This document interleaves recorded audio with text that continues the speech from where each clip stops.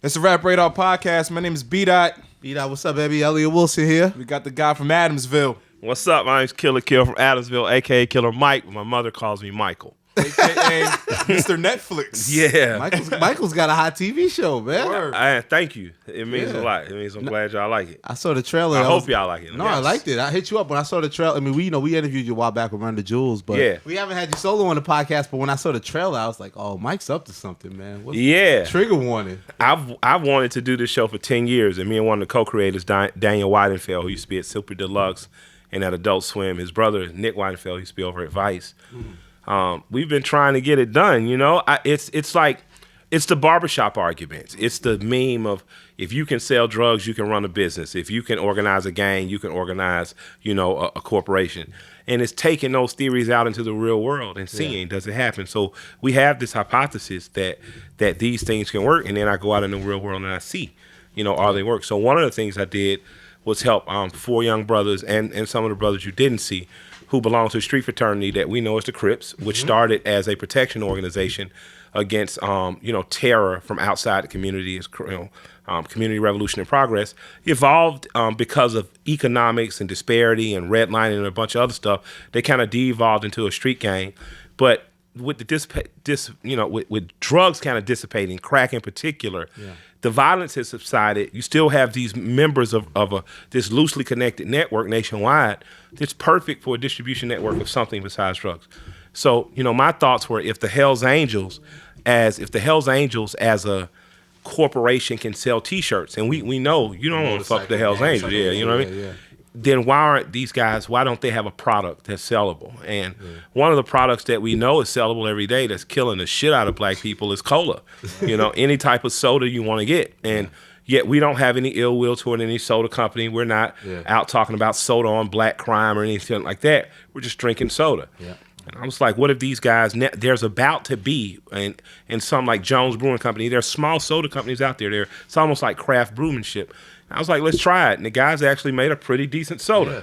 And I'm sorry, Crip-A-Cola is crazy. That blood pop. Yeah. He's giving away something. Like, you guys better hurry up and go watch it. Now, I caught that. That was the 3rd episode. I caught the first 3. B-Dot seen the whole thing. Yeah. You need competition. So, you don't want to say the Crips and not say the Bloods. So what you do is you create Coke and Pepsi within one thing. So now we have our own competition. You know what I mean? We have brothers from both sides that are working diligently to bring it to market. Are these real colas though? Like you could? Yeah, no. Stephen Colbert just kept y'all's. I'm sorry.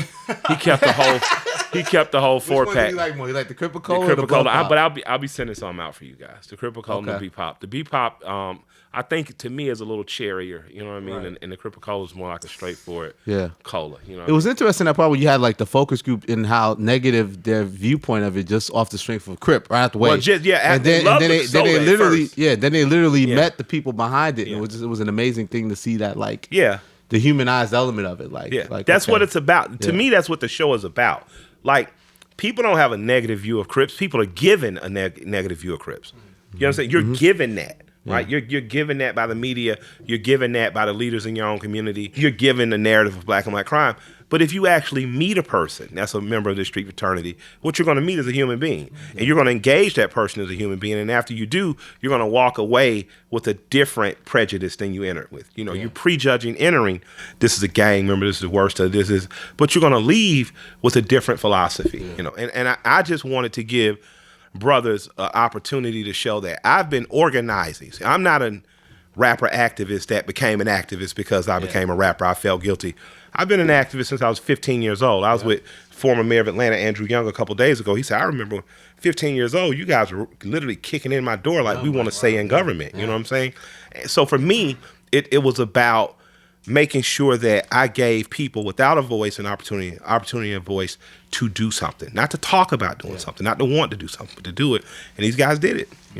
What I thought was interesting too, besides empowering others, literally the first step, you put yourself in it, and to see you go on this journey to go a couple days without spending any money except to black-owned situations.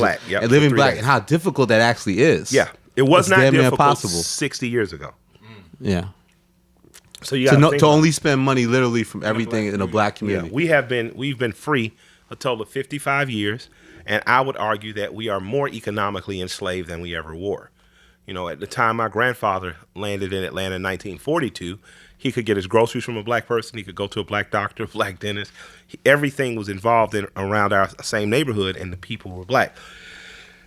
Years removed from that, we're destitute. We have food deserts. Major food chains won't come in terms of grocery stores. Whole Foods won't put a store in Southwest Atlanta. You know what I mean? So I think black people in Southwest Atlanta shouldn't drive to Roswell to go to Whole Foods.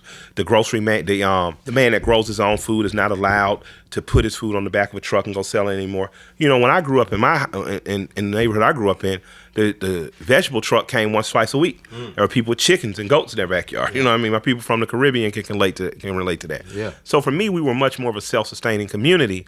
And my question became, you know, can I live black? In Atlanta, you think you can, but can you really? You know? So I set out on a journey to do it, and it's increasingly difficult. And even though you go into it thinking living black means self-segregating myself, self-segregating my dollar, keeping away from the larger community, that's not where we end up. What I understood at the end of the episode is that when you individually take financial responsibility for yourself, you individually become a strong individual. Your household becomes stronger. Your wife, your children, everyone becomes stronger. They become more financially responsible, right? Then your community and others in your community do the same thing. And through community effort and cooperation, your community becomes a strong community. Well, that helps the greater community. When the African-American community was more self-sufficient, when Harlem was popping with a bunch of black businesses and things of that nature, everyone from New York came from everywhere to frequent those businesses. You know, whether it was tailoring, whether it was cleaning and cooking, whether it was clubs, whatever it was, they had to come to get it. The minute that dissipated, we integrated our dollar only stays in our community 6 hours now. Stays in the Latin community 11 days. Stays in the Jewish and white community 22 and 23 days, and stays in the Asian community 28 days. You're not going to win any type of economic war keeping your dollar 6 years.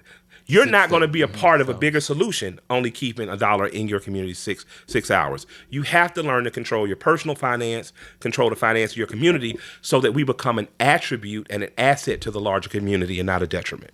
Yeah. I always felt like economic disruption is the only way that you could actually effectuate change. Yeah. And I think that applies to that episode, you know, to a larger point, the NFL. Yeah. I just think that's just the way. Well, at the end of the episode, let's not forget. Now, my show's not a complainer show, right? I don't get on there to just talk about how bad it is. It's almost become fetishy and pornographic for blacks to kind of complain. Oh, this is what's so bad about being black. Being black is beautiful. It's brilliant. Cleaver said that we're not, outgunned or outmanned. We're just out organized. We are not organizing our dollars. So for me, I wanted to give solutions in my shows, or I wanted to find solutions. I can't say give because I don't know all the answers. So every Friday, I just challenged everyone who loves me. Most of Run the Jewels audience are white Anglo-Saxon Protestant people, right? So every Friday I say, why don't you guys go out like allies do, and why don't you start to frequent black businesses and finding black businesses to frequent? So that could be a barbecue restaurant, it could be a tailor or a seamstress, it could be a store where you buy polos and cool shit and Coogies. It could be anything, but let's make. Now, I also have 3 definitions of a black business. For me, a black business is a business that's totally owned and ran by black people, right?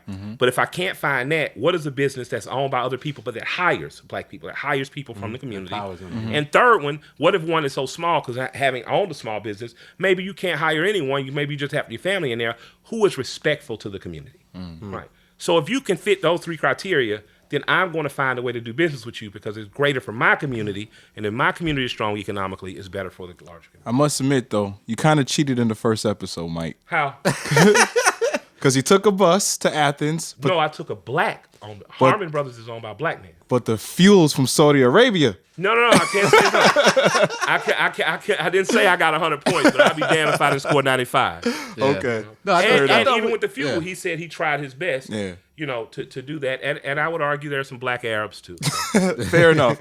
No, and when you was in the black restaurant with LP and you didn't eat the food because it didn't come from the black farm, man. I was like, come on, man. You can get into that cornbred, man. I wanted to so bad, man, but thank God for this. No, but you know what's funny? You could really see that you were hungry. Trying to make and an cold, effort. for real, man. Like I only sleep about 4 or 5 hours a night. Right. But I put good 4.5 hours in on that bench. You know what I mean? Like I really wanted to see, and that's the thing. Like I'm really out here trying to see if the barbershop arguments work in the real world. Yeah. Some do, some don't. So how did you map out these ideas? Did you put a whole template together before you started doing it, or how? Well, like I say, 10 years, me and my friend been going back and forth talking shit. Yeah. And the ideas kind of come, and you build on them, and you start a journey. Like it doesn't end how you think it's going to end. You have thoughts and stuff, but you get into it and then you're in it. You're like, oh shit, this is way different. You know what I mean? And you start to follow the course of the journey. So it's like real reality television. Absolutely. But how does Killer Mike get in the bed with Netflix? Like, how does that happen? I originally FX was interested in doing it, and they have some great programming over there. But the version we shot for FX was overproduced. I didn't really like it, and it was to me it was it was a little hokey, and it was focused more on the comedy and not the gravity of what we were trying to do. But they were hella just dope for letting us take that and then take it to Netflix and say, this is what we want to do, but it's supposed to be stripped down. And Netflix was keen on the idea. Now, they only offered, 6 episodes first season, but by the reaction, I get a strong feeling we're going to have a second you're already season. talking that message you get in the season 2. You already Yeah, put it out there. You believe. Yeah, you got to manifest this shit. I mean, so absolutely. I think it's deserving. Like, did you like the first season? Yeah, I did. Yeah, so I'd like to see what other experiments. Like, I'd like to see some other shit. I got, I've already told you, if we get a season 2, I'm going to be talking about a whole bunch of taboos that people in our community normally don't want to touch. That's going to be absolutely. But even with like the success, I'm going to White House season 2. Oh wow! Better fucking know it. But even with like the success of like Bird Box and You on Netflix, do you feel like there's pressure to hit those kind of numbers? If I was a white woman with 2 blindfolded children leading myself through the forest, I would have some pressure. But I'm just a black man out here rapping and singing and dancing for white folk, and trying, as my wife says, and trying to do some cool shit.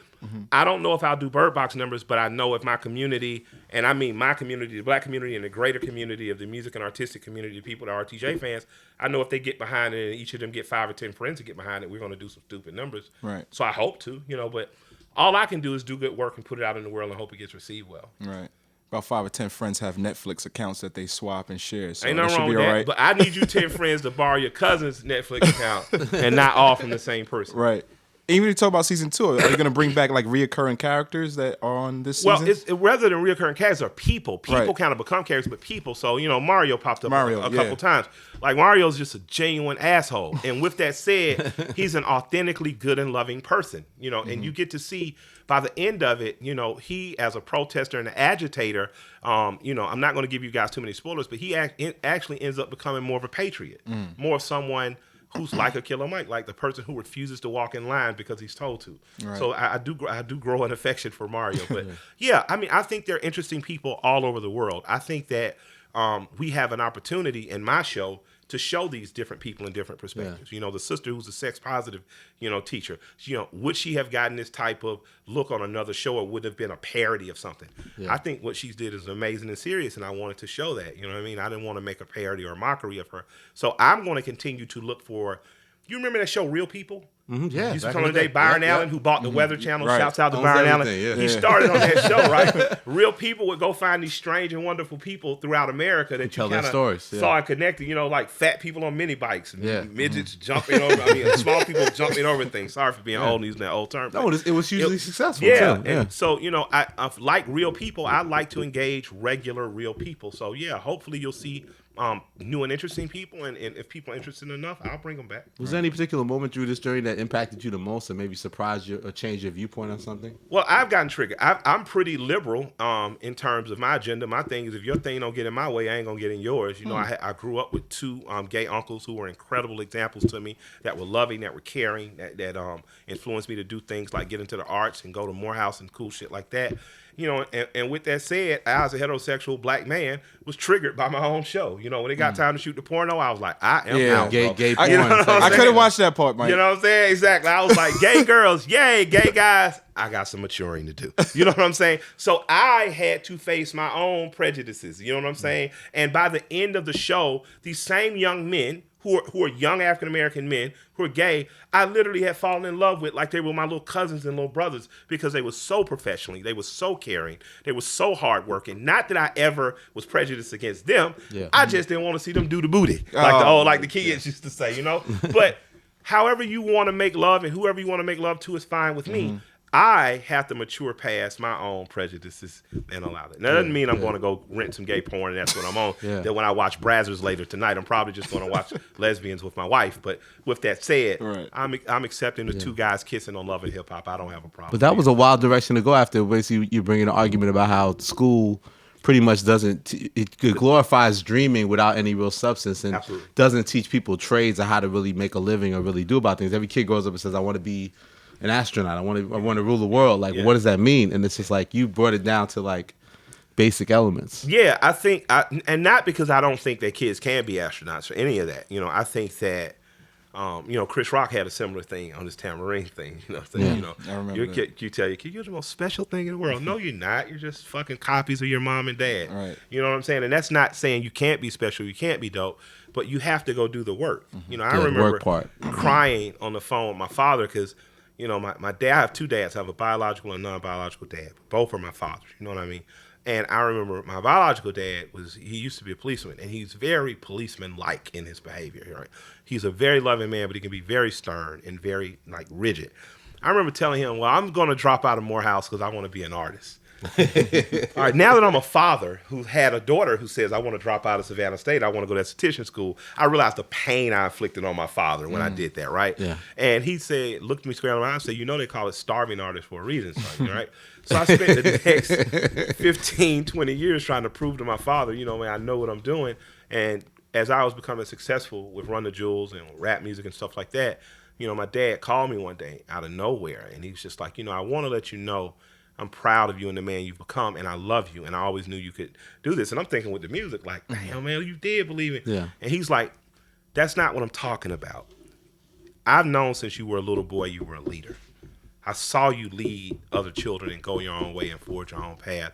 And I knew that the man, and it was after an article about something with politics was burning or something. He said, I knew that who you've become is the man you always were. Yeah. Oh, man, I was crying on the phone like a baby because I never knew that my dad saw me. I knew my dad loved me. You know what I mean? I never knew my father saw me as a leader. Yeah. And therein lies, the difference. So, it was refreshing for me to hear that because it taught me how to be a better parent to my children. Yeah. To encourage their passions, but keep it realistic. The best thing my dad did for me was teach me to be respectful, to say yes sir, no sir, was to manage my money well, was to honor my wife and take care of my children, not fall into some thuggish stereotype, you know what I mean? Yeah. And he taught me to be comfortable being a man, and I love him for that, and I appreciate him. So, these are the lessons that I try to pass on, and these are the things that I'm still trying to continue to learn. And your grandfather, like, I think that it's a similar thing, like, with my parents. Like, I feel like I gathered from that, like, you had an older person who kind of didn't talk to you down as a child, kind of talked to you like a young adult. And you can learn so much from that exchange. Yeah, and, absolutely. How you shape your views. I'm wearing a Ralph Lauren fishing jacket, and I'm going to end up really fishing in this jacket because it's warm. Like, I fish, I hunt, my sister grows food. I'm into that stuff for real. So my grandfather was that in my life. He was an alpha male that was extremely tender and loving to us, his grandchildren who he raised. He was a man's man without being overbearing or sexist or chauvinistic. He was an equally yoked partner with my grandmother. You know what I'm saying? They provided a wonderful example of what marriage and love is. And it's something I tried to bring into my own marriage with my wife, Shay. Those who follow me You know. share that. Shay, talk about that. Why are you so public with your union and share so much? Why am I so public? With you and your wife. Because I've been a rapper, I've done all the dumb rapper shit, and I'm not going to lose the most precious thing in my life for my ego or my pride. You know what I'm saying? I'm going to let the world know how I feel about her because I let her know, and I want her to know that I have no shame in letting the world know. And I want to let young men know that I really don't want young men in a real relationship till they're 30. Like, date in your 20s. Don't allow yourself to be kind of tricked into a relationship. I tell my sons this all the time because by the time Gucci said something amazing. Gucci was like, I had to get my finances right before I could marry Keisha and get right. Because he's like, I wouldn't have been the man I am. And people's like, oh, you don't need money for her. If you don't feel like a man, you're not going to be a good man to a woman. If you don't feel like you can provide and protect, and nurture, you're not going to be a good man. And that was very poignant what he said. You know what I mean? So all the years of ups and downs and depression and bullshit my wife done dealt with, and the frustrated artist and rapper. She's right there with you. I'd be damned if I keep her in the closet. Nah, she's going to be out in the world. And my wife banging. Great butt, great rack, beautiful gal. You know what I'm not looking. So, my thing is, also you share, but on IG, even social, you share like pictures of other beautiful women. Yeah, you absolutely. be getting your doodling on. Yeah, like, yeah, explain absolutely. what all that is and yeah. why. I mean, my job is to keep my wife so confident she's not threatened. You know what I mean? And My wife is already physically beautiful. She's already, from a brain perspective, beautiful and brilliant, and her soul is at one with the Creator. So she's perfect for me, and she's perfect in my eyes. So I can't be with a woman that can't accept me finding other women attractive. You know, like I know when we go to the Hawks games in our shop, she don't like basketball. She like LeBron. You know what I mean? So, you know, I'm comfortable with the fact my wife likes 6 foot tall, dark skinned niggas. And with that said, you know, she's comfortable with the fact I like the girls at the Blue Flame and Peaches. You know what I mean? And we have a great Blue Flame time. is a black-owned together. business. Yes, it is. Peaches, Both I'm of not sure. them. Both of them? Yeah, Okay. Peaches and Mike took me there once. Yeah, Peaches and the Blue Flame are both black owned. Shouts out to Mike Cato from the Blue Flame. Speaking of women, trying to switch gears a little bit. You always talked about your grandmother. You Yes, mentioned your my grandfather. I love one of my favorite Killer Mike songs is Grandma's House. Yeah. Like, what kind of role did she have in your upbringing? Man, they raised me. They were my parents, Betty and Willie. I called her Beatrice because she didn't like her name. It was too plain. But Like those, Birdman. Yeah, exactly. Yo, when I showed her Birdman, I said, "Mama, his name Beatrice too." She ain't no king. Yeah, but I just love them and I appreciate them. They were 44 and 54 when I was born. I just think, man, you know, now in my early 40s, I'm like, if my kid brought a kid home to me, Right. shit. You better take that kid to your mama. You know what I'm saying? Right. I don't know if I could have held that responsibility or would be willing to. And my grandparents did. They raised me. My mother married my non-biological father, and at the time they went off, my grandmother, you know, I remember my mother, well, the story of my mother moving out, and my grandmother saying, you know, I want him to stay. You know, I want him to stay, and you go be a wife to your husband, and you guys go and create the bond you need to create. My sisters came 4 and 5 years later. They stayed with my parents for a little while, and then my grandparents asked for them too. My grandmother could only have one child by birth, and she always wanted more children, and we ended up being her children. So on any given day, it was me and my 2 sisters and our cousin who was like a sister, so it's 4 kids. Our 3 boy cousins, that's 7 kids, and at any given time, 2 or 3 friends. So every day, this little, you know, 5 days a week, this little, you know, A-frame house with 3 bedrooms rather, and a bathroom had 10 kids in it. Wow. And she fed them, and she made sure we were educated, and she made sure we spoke well, and she made sure that we conquered, you know, my sisters. What do you think she would think of trigger warnings? My grandma? Yeah. Oh, shit, she'd be pissed. White Jesus episode? Yo, Mike. How did you get Man. up to that yet? White Jesus good? Yeah, because I'm a My- Christian, so I always wanted You to. offended, brother B-Dot? No, I didn't know what I was gonna get into it at first, but then I kind of realized I just wanted to know his POV of it. It just seems like he has a gripe against the idea of a white Jesus, not necessarily Jesus himself, but you could clarify. I do have a gripe against the idea of white Jesus. It's been the most detrimental thing for your community and your life. It's worse for you than sugar or drugs. But I mean, just to go into theology, you know, that's not necessarily even what the Bible teaches. So I was just always wanted to know what, you know, how you came to What that do you mean conclusion. that's not what the Well, Bible in the Bible, in the book of Isaiah, it talks about how Jesus was not an attractive person. Doesn't really give a description about his physical appearance. So the image that we see is just an artist's representation or idea of what he may How old look are you like. now? 34. You intellectualize that at 34 and you understand that. You're a 4-year-old child. You go to church and there's a white divine figure on the wall. Mm-hmm. Where do you find divinity in yourself if you're a black child? Mm-hmm. Okay, The Son of God looks like a white man. Therefore, the Son of God is what? I mean, that's just God is what? If the Son of God is white, God must be white. But that's just an interpretation. What do you think? But that's listen, what it takes someone to be an adult. for a 4-year-old. See, you're only free between 1 and 4. My 4-year-old. After that, you go to school, and then you become whatever you're shaped to be through schooling and through institutionalizing you. You're looking at a representation of God that does not look like you. Now, in the Japanese community, Jesus looks Japanese. In the Mexican community, Mexican Jesus is the fucking man. Jesus. You know what I'm saying? And all of a sudden, you get to black people, and your Jesus looks exactly like the people that enslaved you. So that tells me, at a very young age, there's nothing divine about me. Everything divine is outside of me. There's nothing divine about my mother because this Jesus did not come from a black womb. It also tells me from a patriarchal standpoint that we know the first people on earth were women.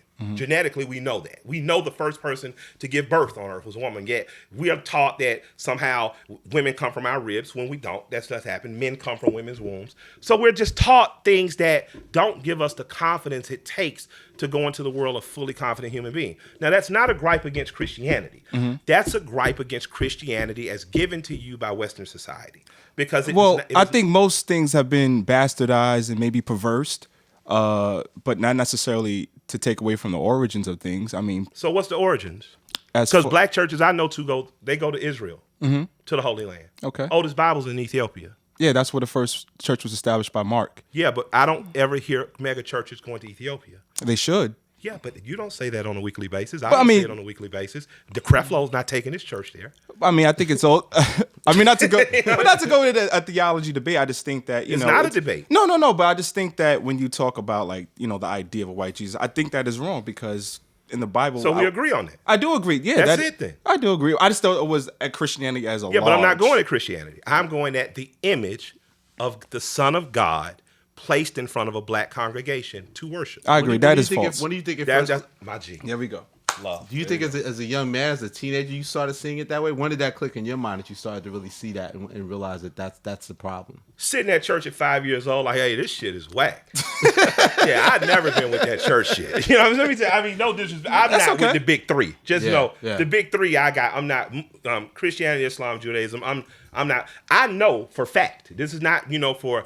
If you listen to John Henrik Clarke, if you read Chanty Diop, if you have done your studies and prove yourself worthy, Dr. Asa Hilliard, you know the biblical text, the Quran, the Torah are versions that have been taken out of Kemet, taken out of the Eastern Horn of Africa. They're versions of stories that have been retold for great moral reasons. A friend of mine, his name is Rico, he's a college professor of theology out in San Diego. I asked him one time, frankly, because he's an Orthodox, he follows the Orthodox Church. Is Jesus real? Like for real? Did he really exist? He didn't pop up to 200 years after Christianity so-called was introduced. He didn't pop up. And he says, I can tell you this, Mike, the Jesus on the pages of the Bible is real.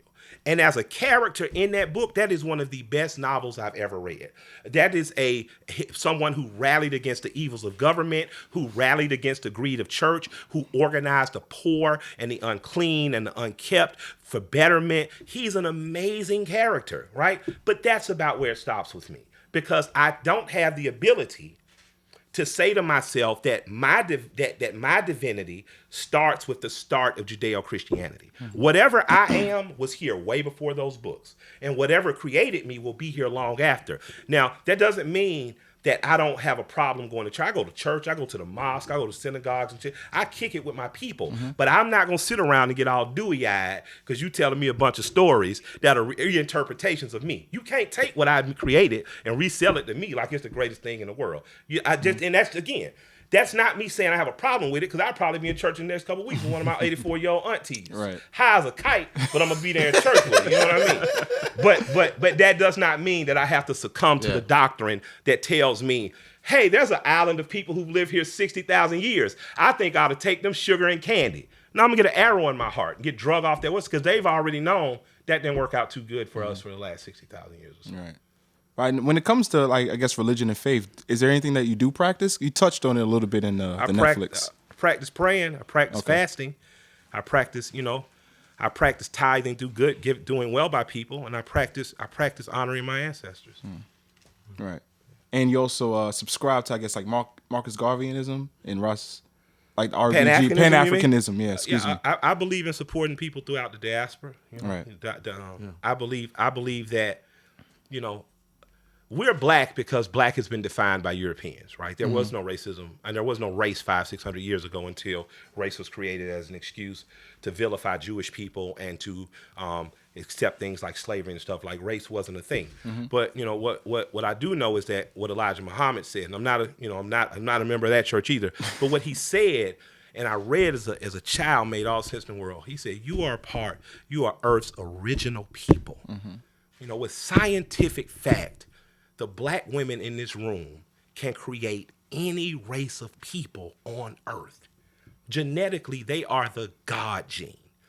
Why they aren't honored as that aggravates the shit out of me.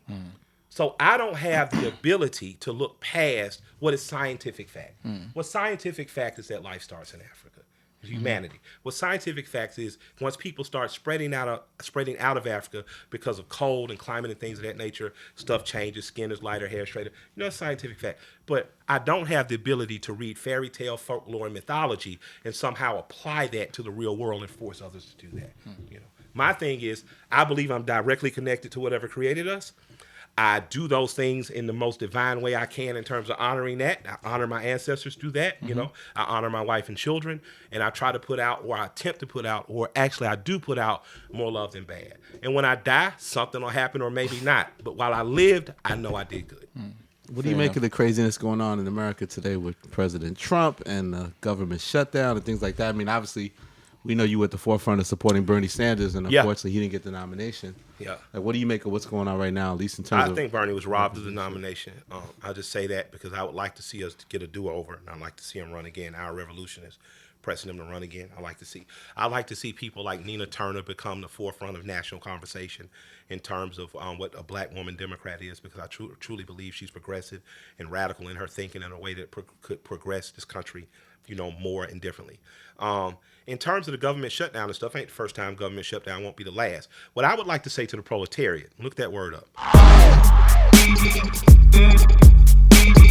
What I'd like to say to the proletariat is, if the government wants to shut down, and I know people who work for the government, people who have been veterans, people who don't have, they can't pay their rent, and they tell me, I got to go get a job bartending or something. That's shameful of.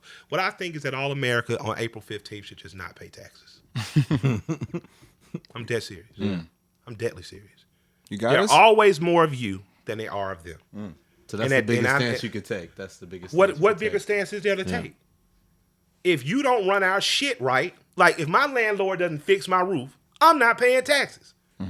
I'm not going to pay him his rent. Pay the rent, mortgage. Yeah. So you paying these chumps to go to D.C. You paying a chump ass salary, and after a while, these chump ass do some shit like, oh, if you want to get welfare, we're going to drug test you. Well, we're going to drug test you for coke. We're going to DNA test you to see if you molesting children. We're going to do shit like that. We're going to require the same things out of you because you work for us. And if you don't get our shit right, we're not going to pay. Like if you start to take that mentality as the proletariat, if you start moving as a unit and a force, if the police who get abused by their bosses, if they stop acting like dogs and they say, nah, we're not going to go kick in somebody's door. We're not going to do that for marijuana. We're not going to do that for... Things start to change immediately. And you have that power. Huey Newton said that. Huey said the revolution is not led by the leaders, not led by the councils, it's led by the people. The people decide how fast and how slow we're going.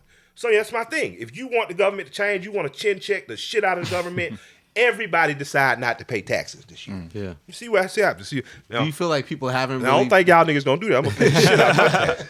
But if y'all decide to do it, I'm with you. Bail us out, Mike. Do you think the Trump situation is even worse than you thought it would be in the charge of this country? I'm not one. I'm just not on y'all Trump bandwagon. I haven't liked any U.S. president very much in terms of how they dealt with my community. In terms of personalities, I've liked a few presidents from a personality standpoint. But from a what actual policy and how it affected my people, the average president gets a C minus. That's so you don't think he's any much different than what's previous happened in the sense of... Have you seen that meme that said the hood under Reagan, the hood under Carter, the hood under Bush, the hood under Obama, the hood under Trump? That's it. That's pretty accurate. So how could I think it's different? But at one time, you almost ran for political office. I was fucking around. Just trying to see something. You trying to see something? Shouts out to Kodak, man. I couldn't find my ski mask today.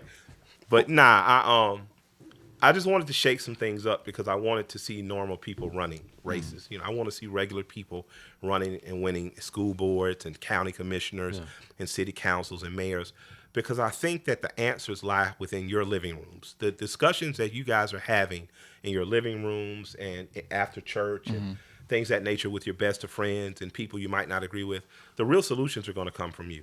The solutions are not going to come from people who are influenced by lobbyists, people who've already bought into the system by becoming, lawyers, judges, whatever. It just doesn't come from that. That's not the way change happens. If America was not a country of rebels, we would still belong to England. We would still serve the Queen. We would still pay taxes to a land far away. At some point, Americans decided we're going to do this differently. And Americans now can decide we're going to do this differently. And you just simply have to have the courage to organize and do it. Yeah. Speaking of someone organizing, obviously a lot is made about Atlanta hosting the Super Bowl this year. Yeah. Kaepernick, his protest against the NFL. You seem on the side of embracing that the Atlanta community and being part of that. I think you're in one of the campaigns, and you said the swag is in Atlanta. Yeah, we are definitely. So in Atlanta. what makes you feel like it's cool to be involved and supportive of the Super Bowl and NFL community going into Atlanta and really being a part of it? Atlanta's 54% black. That is going to bring $1 billion or more of revenue into my city. Much of that money is going to go to poor, working class, and middle class families to help uplift them. That money is going to go to black businesses. There are more bars and restaurants that are black owned in Atlanta than any other place. We truly have a working class and middle class. I am a capitalist, and you're a fool if you live in a system and you suffer under it and you don't try to take advantage of it. So I don't have any critique or criticism for people who choose to take jobs dancing and singing on the Super Bowl. I don't have any critique or criticism for businesses that choose to involve themselves in there, because you living in a society where you better be a part of it or you're going to be a victim of it. So Atlanta's a black city. We're hosting the Super Bowl. A lot of black people going to make money. A lot of working class people going to make money. I don't begrudge them. But if you want to protest, just all black people don't show up to work for the Super Bowl.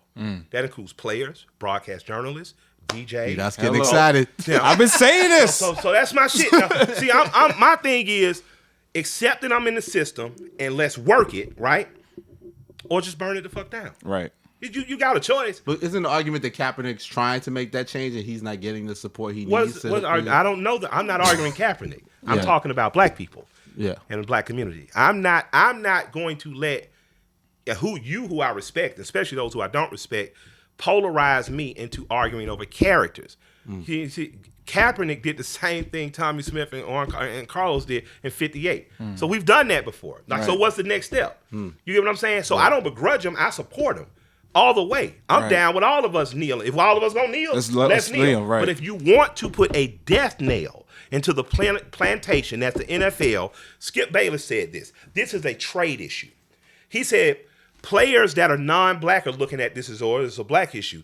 NFL has the worst contracts in terms of guaranteed contracts, the highest probability of lifelong injury and some type of organ failure, including brain failure. Shortest careers. Yeah.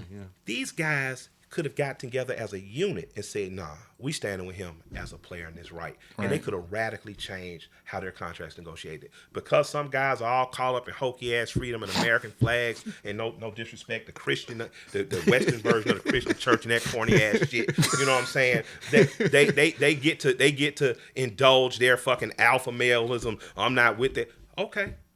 And everybody's going to keep getting fucked over because we serve the same masters.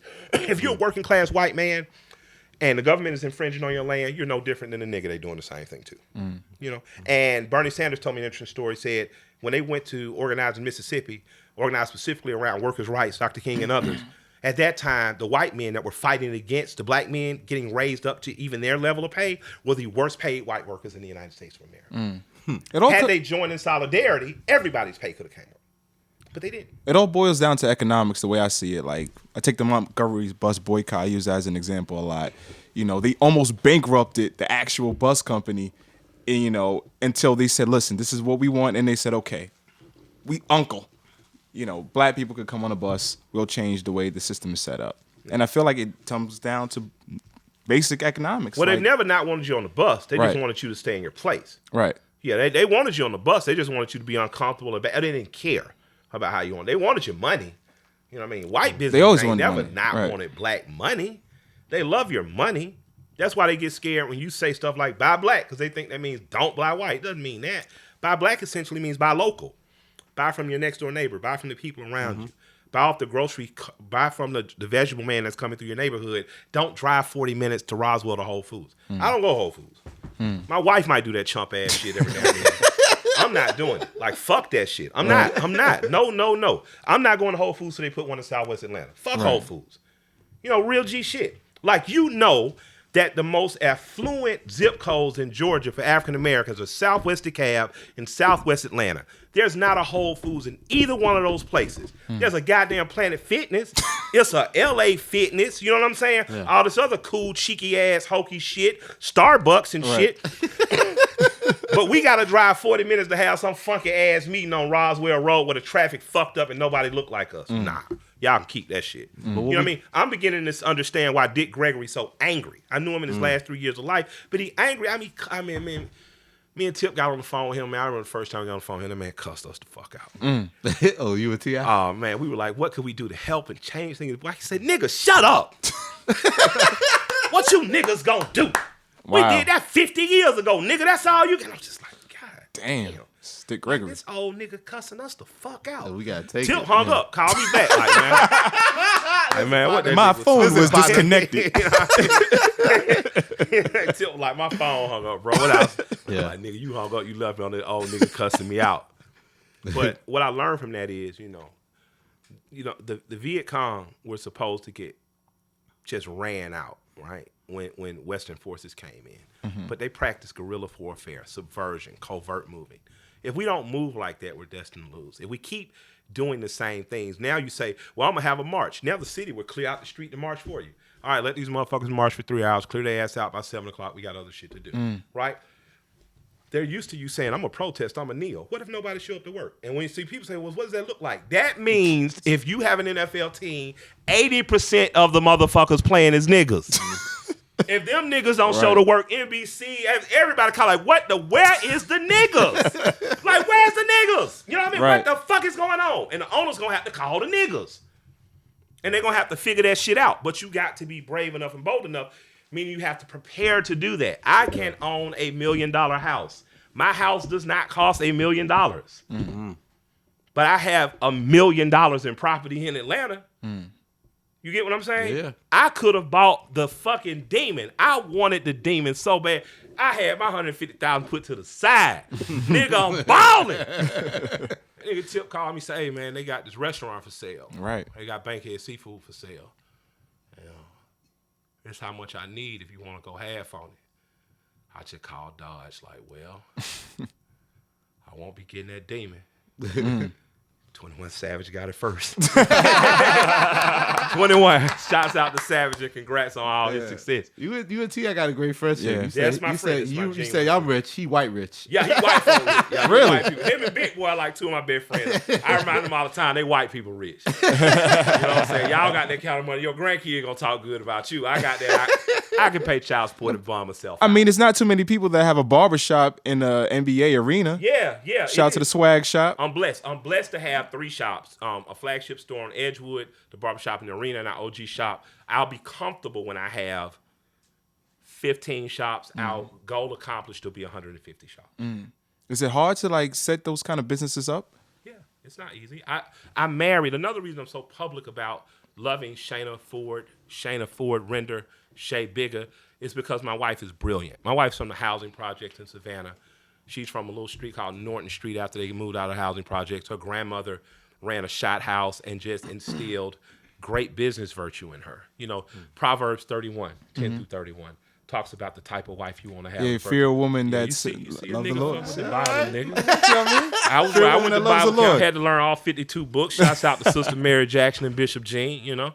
But I truly believe I was blessed with that. I was blessed with what Proverbs 31, 10 through 31 gives you. My wife is a businesswoman. She is a saver, you know, a saver of money, a nurturer. She's a great businessman. So, you know, I've just been blessed in having a partner in her, truly like that. Right. But how has it been like setting up shop in that arena, It's like hard, as a business? but it's worth it. It's like, oh man, the person who was put it like this, man. We had a year to get it ready, and even with that, we still weren't ready. And not in a bad way, just you growing a business like growing a child. You're learning as you go. You know, it's easy to set up the paperwork once you understand that and have the discipline to do it. But managing personalities, owning a barbershop's like having an independent label. Everybody thinks they's a star. You know what I'm saying? Everybody think they finna go start the next big wave. And there's nothing wrong with that. Run their own shop. Yeah, right? You want people who, you know, are enthusiastic. Ambitious. Yeah. Exactly. But you don't want people who bring in, you know, clutter and confusion, you know, so you want your vision to be seen. So for us, it's been difficult, and not in a bad way, but difficult in terms of we had to grow up as business owners. We've had to learn how to run ourselves as a corporation. I had to go out and actually pay a consultant over $30,000 to teach us how to be business people. Wow. You know what I mean? Wow. And my wife is, she's just good at it. So I married the right woman, and she got a great rack and a nice ass. So God bless us. Do you feel like every rapper should have that kind of side hustle, or can you just live off of music these days? I think that being a rapper or athlete allows you the opportunity to have enough cash to become the business and merchant class in the communities you come from. I think that there are brilliant people out there like T.I., like Big Boy, like Chamillionaire, like Slim Thug, like Jay, like Puff, like Nas, that do matters of business in a very professional way, and they learn the lessons as they go, and they become job creators, and they become successful men in their communities and help their communities grow. Now, you don't have to do that. You can just be an artist. The problem, though, is artists since the time of Leonardo da Vinci to now have had benefactors. Your benefactors tell you what to do. And I just have never liked being told what to do.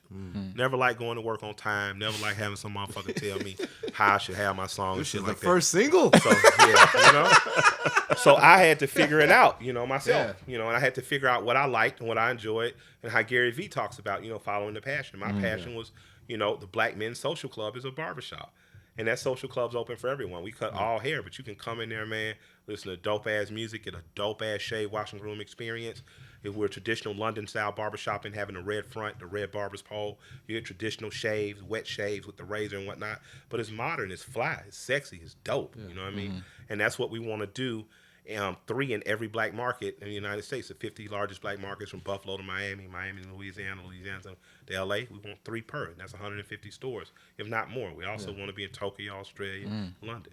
With all that, does still the artist fire burn inside you? Like, who, me? I'm rapping my ass off, nigga. Talking about Big Draco in this motherfucker. Shouts out to Soldier too, man. Thanks for all that. But that's the point. Like, no matter what happens in success, it's like if you're Soldier Boy, you want to be respected. You want to remind motherfuckers what you accomplished and what you did. Like, that's part of being an artist, right? I don't look back. What I accomplished, like, whatever, nigga. I'm coming for your ass this record. Run the Jewels 4. Run the Jewels 4. My job is to destroy One the Jewels 1, 2, and 3. Like, I've always thought like that. Like, one of my homies hit me, and a few people just interviews like, man, you seem to be getting better. I'm like, that's what's supposed to happen. You know what I mean? Hell yeah. Like, this is my mind. It's not like muscle. Yeah. It's not like muscles sports, get weaker, your joints get a little fresh. It's your mind. Right. It's supposed to become sharper. Your perspective's supposed to be different. So for me, like, I ain't even really in my prime yet. You know what I mean? I'm rapping my ass off. You wrote your best verse yet. Yeah, exactly. You know what I mean? I wrote a lot of verses better than the guys y'all like, but I ain't wrote my best one yet. I ain't never been on a feature and then steal that motherfucker. You know what I'm saying? I don't care if you talk about popping tags too, the whole world. Like, I come on this motherfucker, I'm showing up. What's happening, my nigga? We here. You know what I mean? Yeah. So that's what I'm going to continue to do until the day I die. As a rapper, did you find any inspiration in your experiences while doing trigger warnings? No, because I wasn't looking for them. Trigger warning, I threw myself into being Michael Render, curious about the world. My perspective grows from interacting with people. So I'm sure when I start making Run the Jewels 4, some perspective is going to jump in there. But I didn't go in there searching for things to rap about. I went in there searching for understanding about the human condition and how to fix some of those things at play. Has the success of Run the Jewels like solidified everything in your mind in terms of how you're viewed as an artist? Because you had so many ups and downs before that sort of breakthrough success. I never think about it. I just want to be great. I want us to be like EPMD, like Outkast. I want us to be 4 classic albums like Led Zeppelin. I want to be dope. You know what I mean? I want to be dope, and that's my whole shit. Like, how the fuck are we to become the dopest duo in the world? And that's what my eyes are firmly set on. And if I get off that, I have an issue with me. So, my shit is I thank God for the solo career I've had. That was beautiful, but it's all the day one half of Run the Jewels. All day, every day now. Like, I want to be what my heroes were. When did that click that you knew this wasn't just a one-time or second-time thing? Like, this I knew the first day me and El was in the studio. First day he played the first 3 beats. I'm like, oh shit, Lord, and sent me a white boy. Thank you, Lord. Jesus, man. I was like a boy please. I called Jason DeMarco on Swim like, man, this nigga got to do the whole album, Jay. And I aggravated the shit out of L for like 3 months because I feel like nobody in the world rap better over LP beats than me. Yeah. His beats were made for me to rap on. So, you know, and I think he the best rapper and producer in the world because I see him write his own raps and make his own beats. You know what I mean? So for me, what more perfect combo than someone who really loves and authentically is in awe of what you do and fits perfectly on it, and then y'all fit perfectly together. So after I did a record on his record, he did a record on mine. Our records dropped within a week of each other. We toured together. I would rap. Killer Mike fans like, LP fans like, yeah, Mike, go. He would rap. LP fans, Company Flow fans like, you know what I'm saying? See, Killer Mike. My Killer Mike fans like, yeah, man, shout it can go. And then there'd just be this little quiet section. The kids and shit is like, okay, look at all guys doing their thing. And then we come back out together and the quiet kids go fucking nuts. Like, fucking shit. This is and my I'm like, shit, yeah. Right. I'm like, We're on to okay, something. that's interesting. And L had to go make a mixtape. He had a mixtape that was due. Somebody had Possum Records or somebody. But he was like, it took L a long time to write. And we had made 2 records together. It was fun. I wanted to show him that, hey, we should keep doing this shit. I was like, fuck it. I'll come to New York and we'll just do it together. He was like, there's no money in it for you. I was like, I don't give a shit. Let's just do it. Yeah. I did it. And then we went out on tour. It's Run the Jewels. And I remember, first our friends told us, because we only did 5 or 6 records first. And Taco hit us. And Jason DeMarco hit us and was like, yo, man, if y'all don't do 10 records, y'all fucking nuts. And I can remember my management saying, so when are we going to get back to work on a solo record? I'm like, ain't no solo, bitch. We's a group. Right. We's married now. I know y'all guys really made it. Last year, I saw you had a question on Jeopardy, and I was like, okay. It's 3. They've arrived. It's been 3. It's been 3. Yeah, it's been 3. I knew I really made it. My bank account said $1 million. Shit. That's when I knew. That was before the Jeopardy, too. That ain't bad. I was like, nigga. Then I paid taxes. I wasn't a millionaire no more. But then I made it. You should have went to New Africa for that What one. do you think it clicked with LP that he knew that this is my path? I am in this group of Killer Mike, and this is my life. Man, we friends. We love each other. Like, you know, we talk shit. We pop shit to each other. You know what I mean? We're genuine friends. My brother, I love him. You know what I mean? And it's hard to toil this shit alone. You know what I mean? Like, nobody want to be by themselves, just in their own head in their room. You know, you get a homie, man. Like, that's for me. The nature of rap is that it's homeboy. Yeah. Like, camaraderie. you know, God bless the dead yams, man. You know what I'm saying? I love A$AP Mob. And it was not only because of Rocky, just yams. You could tell his genuine enthusiasm about the guy. Yeah. Like, you need that in rap. You need your homie. You know what I mean? So being in a rap group with your homie that actually raps, fucking perfect. You know what I mean? What's better than that? So for me, hit the road and all that stuff. Yeah, like this is what it is. It's RTJ for me. I'm not saying, you know, other stuff doesn't happen or won't happen. I'm saying I wake up every day solely focused on RTJ. So where we at with that album for the nerds? We got 50%. Man, I called L hit me day before yesterday, like yo, what's up? He was in the studio. I was like, yo, they ran the shit out of me press today. Then I called him yesterday, like, what's up? He's like, I'm fucked up. I got the pink eye. I'm like, you just got married. You've been eating butt. Because that's what married people do. That's why you stay happy. Single people too. Yeah. But you know, ain't nobody gonna take care of you single. You get the pink eye. She gonna leave your ass there. Your wife gotta take care of you. But I love him to death, and he already got beats on deck, and I hate we couldn't get in because of the pink eye. But I come back up in a couple weeks, and we digging in. We here to fuck shit up. Yeah, I got that one song with the Venom soundtrack. Yeah. Was that old or was that Nah, chamber? we did that for the record. Well, it was crazy to me too, because the worst criticism people could get was Mike used that flow before. I was like, my fucking flow. Like, I made it up. You know what the fuck are you talking about? Like the dummy in me has let a dozen flows go. That like the action flow. Dun, dun, dun, dun, dun. Yeah. I was like, damn, I should have probably did that 15 more times. You know what I mean? I could have had 15 different action. You know what I mean? And that's what I love about the Migos not accepting y'all bullshit criticism. Not you guys, but the world. You know what I mean? Like, fuck y'all. That's a style. Yeah. Your rap is style based. I have invented, did dope versions of many styles because I like writing beats and flipping away. So, you know, for me, man, you know, I'm just like, that's a part of what keeps me excited about rapping too. Being in the South, there's so many styles that you can't ever get comfortable. So I love trying to figure out the new way to approach the beat and shit like that. So, you know, if that was the only criticism we got, I was like, all right, nigga, cool. We still at the end of the movie killing shit, nigga. So is there any more solo Killer Mike albums? to expect? Who knows? Okay. You know, what I know is RTJ4 is coming, Right. and I'm on a quest to be a 21 millionaire. And then I can run for public office and just hide on the island and kick it with my wife and shit. But before that, I got to see you guys live at the Garden for real. You gotta see us, bro. Like real shit. Like my plan. Like we're at 5,000 to 8,000 people. What do they call them? Theaters and Right. amphitheaters and shit now. So the goal for me is stadiums. I want to rock stadiums. We just Lord had us open for her. Thank you too. Sincere appreciation to her. We opened for her last, I think, April. We did a run, and it's like, man, that shit's addictive. Like, I want to do What's this it shit like? every Do you night. still feel in command of the crowd even though it's so huge? Yeah, absolutely you do. And I get nervous before every performance, like I did when I was in the 4th grade. You know what I mean? And that's a beautiful feeling. You know what I mean? Because when you get out there, the nerves dissipate and then you're at it. And we give a dope ass show. Yeah, it's a good show. You know, it ain't just two old men up there holding their nuts, resting their laurels on old shit. Like we up there moving around. The only thing my Showmanship fat ass ain't energy. did is a cartwheel. You know?